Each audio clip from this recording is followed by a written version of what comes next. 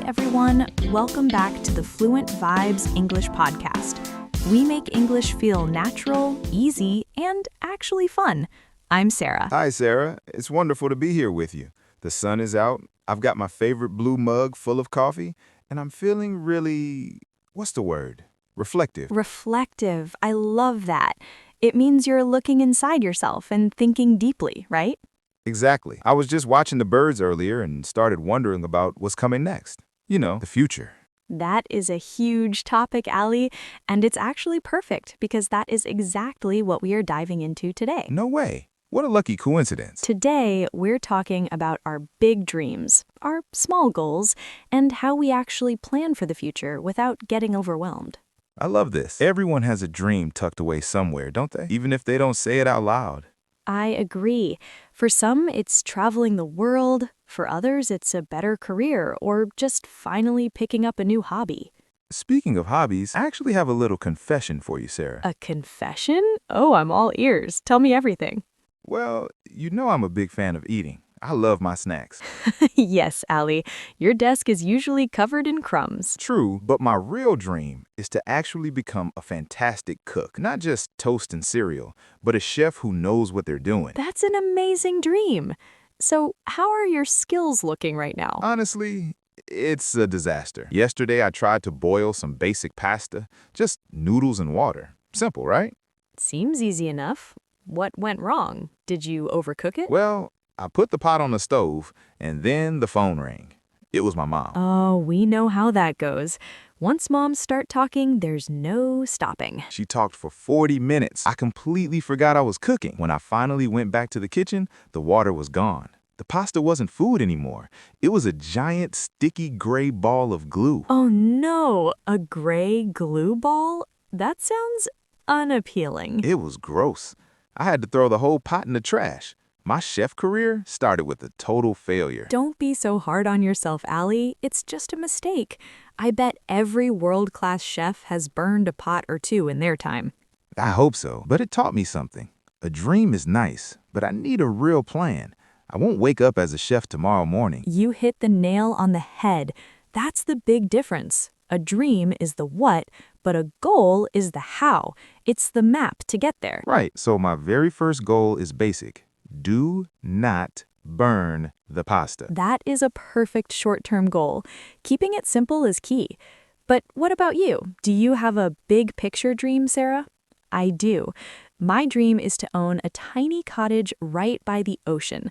I want to wake up to the smell of salt, see the blue horizon, and listen to the waves hitting the sand. That sounds incredibly peaceful. I can totally imagine you there, Sarah, sitting on a little wooden porch with your coffee. That's the vision, but currently it feels miles away. I live in a noisy city and work long hours. So, how do you make that sea dream a reality? I started what I call a beach house fund. Every single month, I move a small amount of money into a dedicated savings account. Oh, just like our episode about managing money. You're saving for the future. Exactly. It's a very slow walk, but every time I save a few dollars, I feel like I'm stepping closer to the shore. That's a beautiful way to put it. You're building a bridge from the pavement to the sand. I love that image, Ali, a bridge to the sea. You know, it's funny because English can be confusing because we use the word dream for two very different things. Oh, you mean the things that happen while we sleep? Yes. Just yesterday, I told a friend, I had a dream about a giant purple cat. He looked at me and asked, "Is that your goal in life, to find a giant cat?" No, that's definitely not a life goal. I had to explain that I was just sleeping. We laughed so hard. Sleep dreams and life dreams are definitely not the same thing. I agree. I'll take the life dreams any day. Purple cats sound a bit scary, definitely. So we have dreams and we have goals.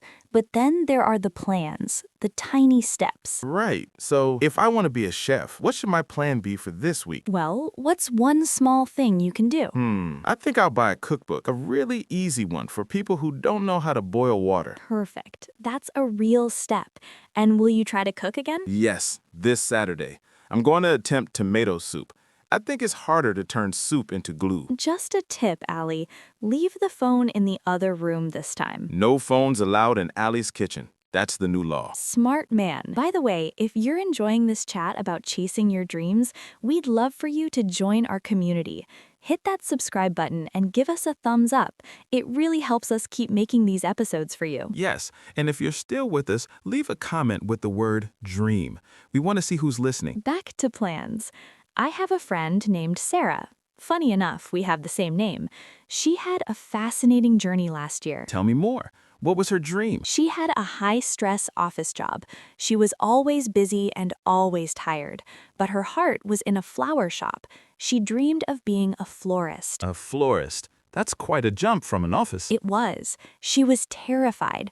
She kept thinking, I have a safe job. Why would I risk everything for flowers? I get that. Change is scary. Most people stay where they are because of fear. She didn't quit her job immediately, though. She started small. On Saturdays, she went to a local flower boutique and offered to help for free. For free? Just to get her hands dirty? Exactly. She spent half a year learning how to prune roses, how to keep lilies fresh, and how to design bouquets. That's a brilliant plan. She was building her confidence and her skills at the same time. And the best part? Last month, she finally opened her own little place. It's called Sarah's Sunflowers. Oh, that's such a happy ending. Is she loving it? She's exhausted, but she says it's a good tired. She wakes up every morning to the smell of fresh eucalyptus and roses. That's amazing. It proves that if you take those tiny steps, the dream eventually catches up to you. Exactly. It doesn't happen overnight. Overnight. That's a good expression. It means instantly or very quickly, right? Exactly. I didn't become a fluent speaker or a teacher overnight. It took years of small moments. I need to remember that for my soup. I won't be a master chef by Saturday night. Just enjoy the learning, Allie. That's the fun part. You know, Sarah, this talk is really firing me up. I feel so motivated. I'm so glad. I hope our listeners feel that energy too. I definitely do. But Sarah, even with the plan, some things are just hard, like my other goal for this year. Oh, you have another one? Do tell. I want to run a 5K race. 5 kilometers. A 5K?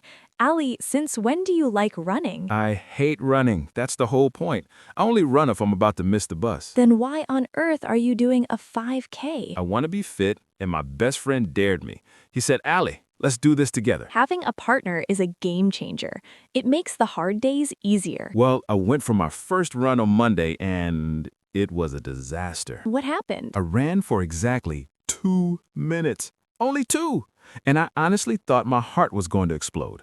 My face was as red as a tomato. I had to sit on a park bench for 10 minutes just to breathe again.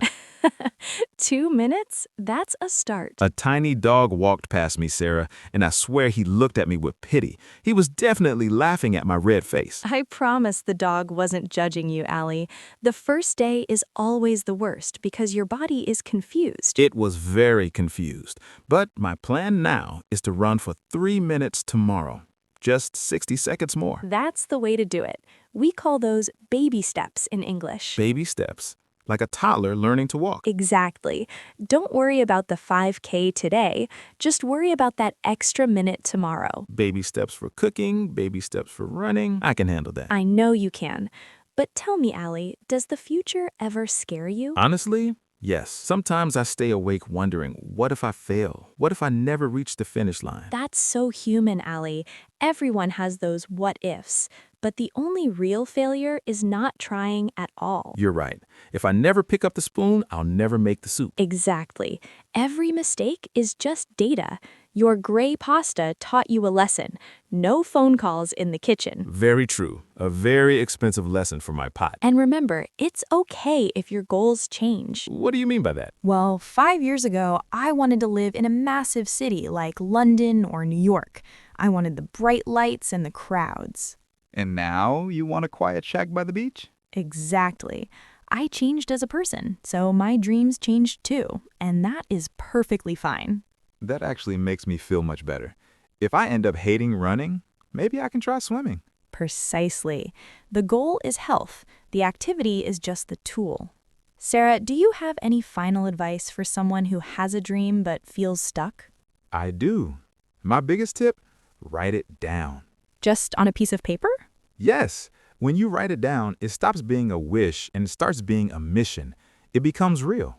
I actually have my notebook right here. I'm writing it now. Ollie's Culinary Journey. I love that title. Now, write 3 tiny things you can do this month. Okay. 1, buy the book. 2, make the soup. 3, watch 1 YouTube tutorial. Done. Look at you. You aren't just a dreamer anymore, you're a doer. It feels different seeing it in ink. It feels possible. It is possible. Most people fail because they only look at the mountain peak and they forget to look at the path right in front of them. The mountain and the path. That's very poetic, Sarah. The mountain is the dream. It's high and far away, but the path is just your next step, just one step at a time. I'm going to focus on the path, and I'm going to celebrate the small wins. Small wins are the best, like when your soup actually tastes like food. Exactly. I'll give myself a high five. You know, talking about this makes me want to go check my savings. I want to see how close I am to that beach house. Go for it. Every cent is a brick for your future home.